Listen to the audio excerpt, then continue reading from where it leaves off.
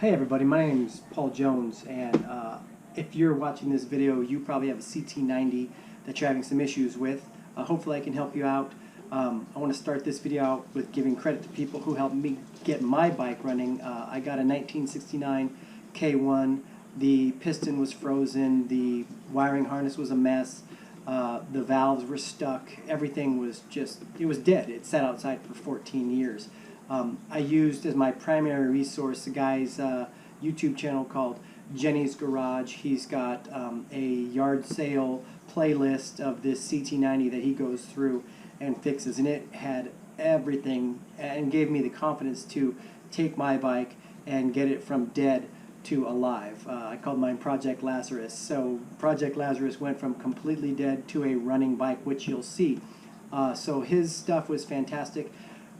There were a few things that he didn't cover, and there were other sites that I had to go to and find things, and there was a few different things that I found elsewhere. So I just wanted to make a quick video of all the things that I kind of found that I had to dig around, do some research for. So hopefully this will help you out and get your bike running.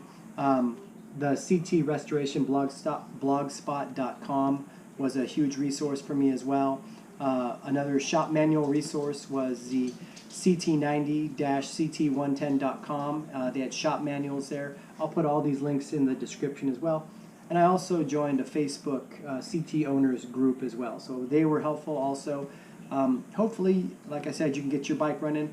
With all these resources, I was able to take a dead bike in 3 weeks and get it running. So hope this helps. If you like it, like, subscribe, and spread it around, man. And hope you guys have a good ride and enjoy the video. Okay, I'm going to show you a couple things that I found that were not on other people's sites, videos and stuff like that. So this broke recently while I was torquing down to 15 pounds, and this broke. Apparently it's pretty common. So I got new replacement ones, so we're going to put those in right now. One of the issues I was having also was getting no spark when I got this thing. It is running now. The issue with the no spark was right here. When you put these points on, these little fiber washers have to be on both sides, and this keeps it from shorting out the connection to this metal post. So I had mine incorrect. And this also was shorted out. This cable had been fried and was no good. So I made a new cable end, and then this metal connector was touching this metal connector, so it was shorting. So you have to have these fiber washers between each. Everywhere I looked, nobody had that information. So I went to some site and someone said that was what fixed it, and sure enough, it sure did. Another issue I had was the throttle wasn't working, and that was because of this slide in here. This slide has two sides to it. This side and this side right here. And this has to go into the carb, and there's a little slot in there, and that slot has to, that little channel has to go inside that slot. So you can see that little slot right there in the back, that little thing. There's also one on the other side right there, and you kind of have to press it a little harder, because when I did it the first time, so I try to light it up, I go in, it wasn't going down all the way to the bottom. So basically it would go into, if I open the carb up, it would go to there, and then when I would twist the throttle, it wouldn't push the slide down. So just make sure that this goes all the way down to the bottom, like that. Now you can see it's in the carb, and then it works properly. So that was another problem for me that someone else had said as well. Okay, so I've got the head off, and I've got the broken piece that's coming out. I'm just using some vice grips to get them out, and I got to take all four out. I got new ones. I'm going to put them back in, then I'll kind of show you reassembling this guy. So when I bought the new bolts, the guy I bought them from online said he wanted to make sure I got the right parts. He said there was some different sizes, which I found interesting. So I lined them up on the ground here. The one that broke is the shorter one. So I'm going to kind of put them in as I take them out so I don't get confused on what I'm doing. So here's a little hack I saw online. Somebody talked about this. To help remove this bolt, you put a double nut up on top. And then I use my vice grip to start it, and then once it breaks loose, you can just use the bottom one, and it'll actually allow you to loosen the entire thing. Alright, here's the double bolt with, it actually worked really good to take it off when I used my drill. I'm going real light on the drill though, and it's going to drop through. That's as tight as it's going to go. So I'll do the rest manually, but that worked pretty good. At least it gets it started. This is a cam chain tensioner bolt, and when I was playing with it last time, I didn't tighten this down real good, so this got loose, and then this cam chain tensioner little wheel fell in. I had to go get it, so don't do that. And then I'm gonna, when I actually put this on for good, I'm gonna put a little bit of blue Loctite on it to make it stay a little bit more solid. And then my rings are on the piston, and you have to compress them so they fit inside the cylinder there. I'll show you my old piston. Here's the old piston. The rings were just totally fused in there, and this was like $23, so don't even bother trying to save it. Then it had these weird rings in here too that were really hard to get out. This new ring that I bought has a little C-clip that's easier to get out, so that made a lot. It was totally worth it to buy that, and then you have to deal with these crusty old rings and these little hard to get at C-clips. So I'm going to put this back together, and I'll hopefully have a running bike. The other thing I forgot to do is this gasket, when I first put it together, this I forgot to put back in, so I got everything back together, and then I found this gasket. So just make sure you have all your parts. And then also, this chain fell in, which then brings it off the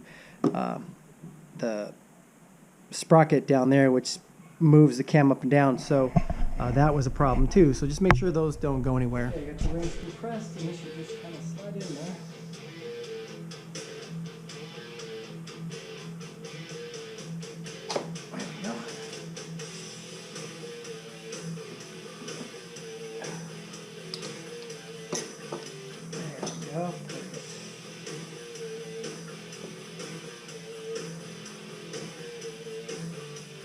Piston. On this sprocket right here, there's a little circle right there, and this little circle is for top dead center, so we're going to use that later. You have to put this in before you put the head on, otherwise it doesn't fit. So do that first, otherwise you're going to put it on and you have to take it back off.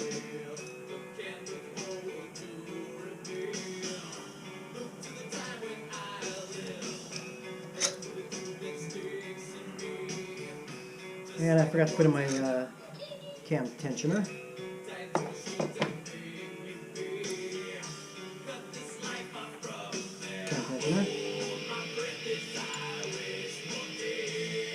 I put some Loctite on it.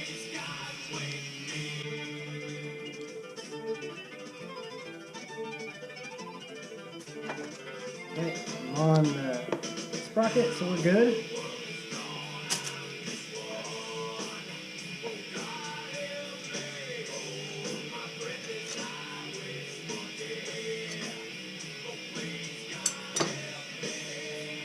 Throw a screwdriver in there so it doesn't fall in. Alright, so I'm going to go ahead and put the camshaft in. I have my, these are loose, so I should be able to stick them right in there.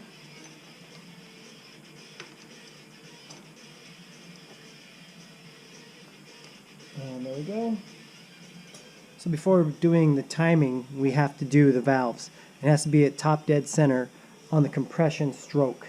So I found an easy way online. Someone was saying the easy way to figure out if it's on the compression stroke is to make sure that the tappets are both loose on both sides. So no play here, no play here. So that's not the compression stroke. You've seen the line on the side there, so we're going to just move it until it gets loose, and then we'll set up the top dead center. Okay, that's loose, not loose, so not compression stroke.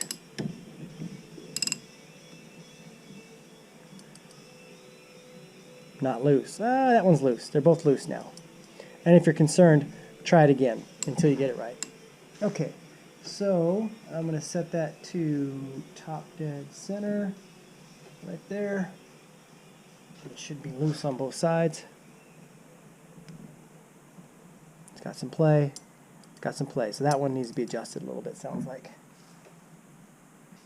Alright, so I'm going to hold that right there, and I'm going to adjust the valves. The valve should be adjusted to 0.0025. That's what mine goes to. It's got a range, so I'm going to use that. And basically just loosen this right here, stick this under there with it at top dead center, and then tighten it back down. I'm going to do that to both sides, and then I will get right back with us. Okay, valves are adjusted, and feeler gauge just slips in there. Good to go. Now for the timing. Okay, so I have the tappet set. I've got the gap set there. This is what's next. You put on the cover here, and then this is a spark advancer. And if this is frozen and doesn't work, your timing won't work either. So make sure that this thing actually opens and closes like that. When I got this bike, this was frozen, so I stuck it in a bunch of oil and just scrubbed it down as good as I could, and now it moves properly. So that's next. So putting on this cover.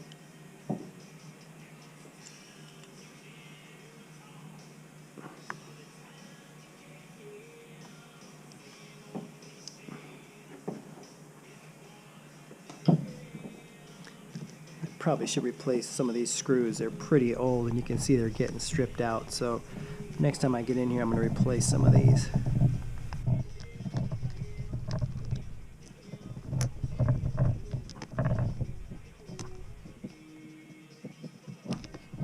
Alright.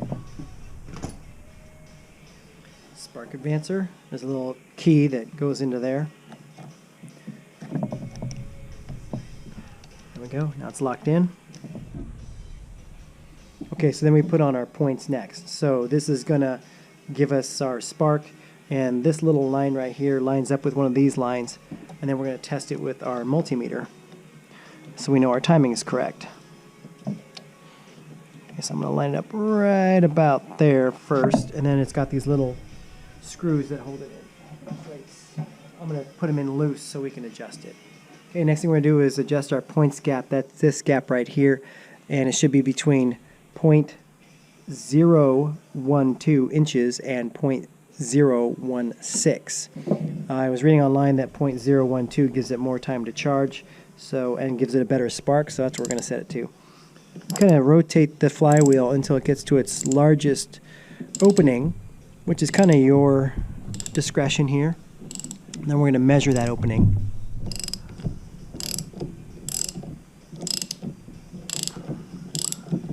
That's pretty tight, so I'm going to go find that spot, and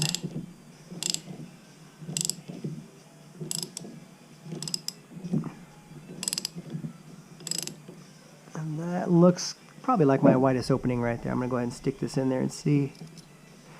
And my points gap is perfect because I've done this before. I just did this recently, so mine's good. It says you can adjust that with this screw right here, and that can help you adjust this open or closed. So that's good. Now we can test the timing next. Okay, so I'm going to show you something that helped me set my timing on my CT90. Somebody online posted how to make a timing light out of a Harbor Freight LED light, which I got a bunch of them. They're free or super cheap. So basically you wire it like this, and then you touch them together and your light comes on, and that helps you see if your timing is correct. So I'll show you how to use this later on the bike, but I'm going to show you how to make one as well. So here's one that's not made yet. You have to have batteries in it. So there you go, it's working. And you basically just unscrew these on the back. You're going to need a small screwdriver, a soldering iron, and some cable. and that's about it. I found this much easier than the multimeter process of trying to find the timing, because the multimeters seem to delay and lag where this thing hits it. As soon as it hits it, it lights up and you know it's there. So there you go, I got some batteries. Take these 4 screws out, and then we'll get to the board and I'll show you what we need to do.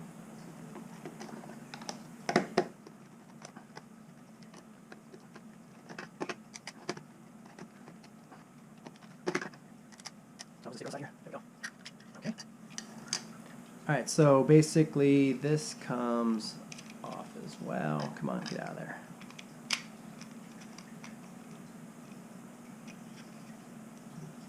Okay, so on this board, just unscrew these.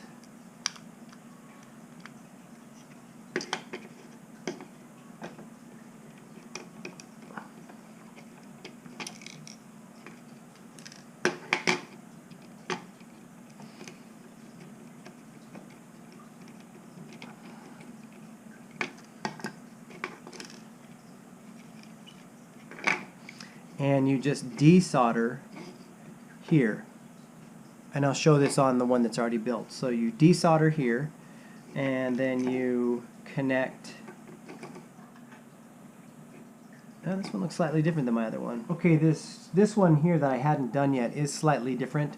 The wires go into the board here, where on the one I had already done, the wires for the LED part right here are on the board directly instead of using wires. So it's slightly different, but not a big deal, same thing. So basically you just desolder this right here, like I did here, and you basically just wire your external wire. I drilled a hole in the side of the bottom there, and you drill your one wire right here, and you solder it right to this part, so right here, and then you use your other wire. So for me it was black, it doesn't matter, and you basically hook it into here. So I didn't even use this middle wire, I just used my 2 wires. I saw another guy where he was wiring the 2 wires together and it was too difficult to do. It just might as well wire right to the board. So desolder both these, put your new wire here, right there, and put your other wire right here, and then reassemble, and I'll show you how to use it once we get to the bike. It worked really, really well and made it much easier to figure out your timing. So once you have it reassembled, you want to check it for continuity. It has to have batteries in it, otherwise it doesn't work. So make sure it's turned on, and then just touch these 2 leads together. That completes the circuit, and you see your light goes on. So this will help you test this will help you visually see when your spark plug is firing, and makes it much easier to get your timing set properly. So we'll do that next. This one I already had connected, this wire, so I just took a piece of copper, added a bullet connector, so then it'll actually connect right to the CT, and I just slide this in here like this, and then it also creates, it will finish the circuit as well. You can also then test it like this. So we'll do that next, and you'll see how this works. Okay, here we go. I'm going to be doing the points again on this bike. So this is your points plate. You have your gap here, and this goes on to this area right here. This is the weights that will, the advance. So basically this turns this and makes these points open and close. I broke this cable while working, so I put a new one on, so I just remade that. I would probably buy a new one at this point. In hindsight, I would probably buy a different one. You could get these on Dr. ATV for pretty cheap, so I'd probably buy a new one if you can. It just makes more sense. So I'm going to go ahead and install this, and then we're going to get the points going. So there's some marks right here. This mark right here lines up with this mark right here next to this screw hole, and that's just a start. So that's kind of where you can use that as an estimate. It's not where it's going to be, and everyone says, oh, you know, it's not a big deal if it doesn't line up. It's close. It's where you start, and then you twist it to get it lined up. You're going to get your compression. You're going to mark up you're going to line up your marks at top dead center on the compression stroke. So we will do that as well.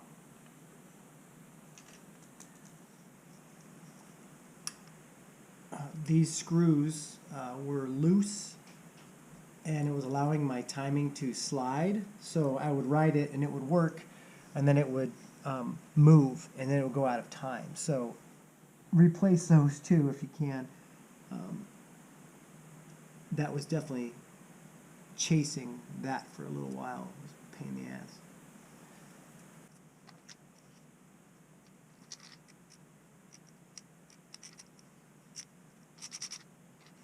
You want to leave it loose so it can move and slide. So you're basically going to rotate this. That's a little too tight.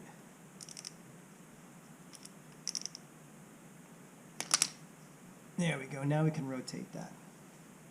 So you basically, I made this little timing light with this connector, bullet connector, so it can just plug right into that. Okay.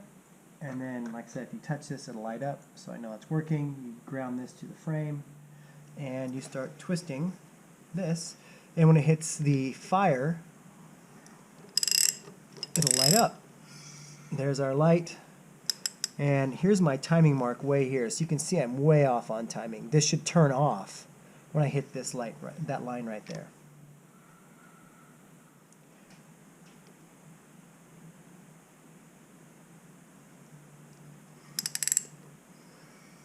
So it's way off. So we're going to go back, and we're just going to twist that. So there's my F fire. We twist until it turns off and stays off. Okay? If I twist back, it's on. Off.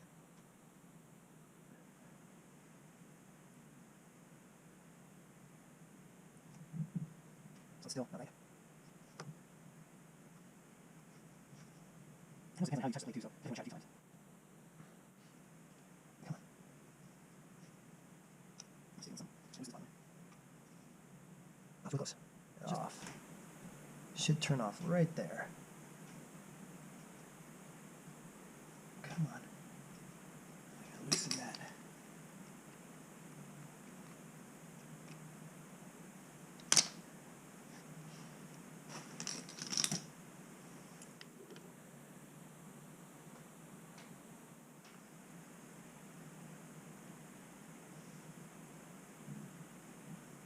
Perfect. Okay, so I'm going to tighten that down, and then we'll test it again.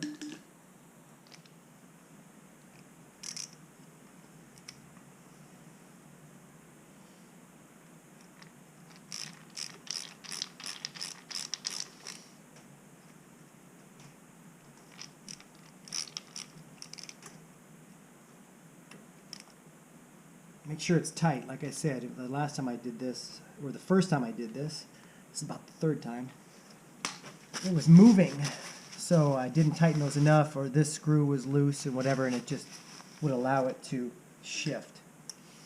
Alright, here we go.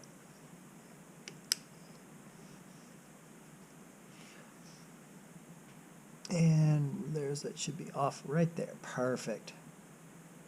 Perfect. So really, really easy way to test your timing with this homemade timing light. So let's plug this in and give it a quick run. See how she starts. Got to put the side case back on. Don't forget that.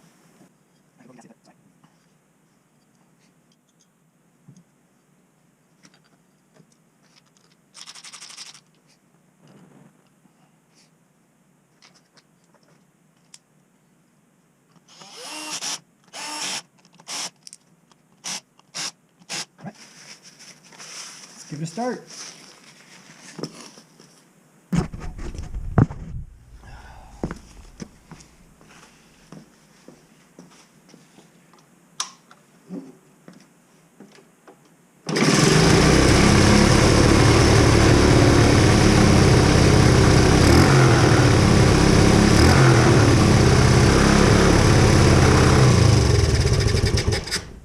All right, there it is. The old CT's running. Going to give it a little ride today, see how she does. Here we go.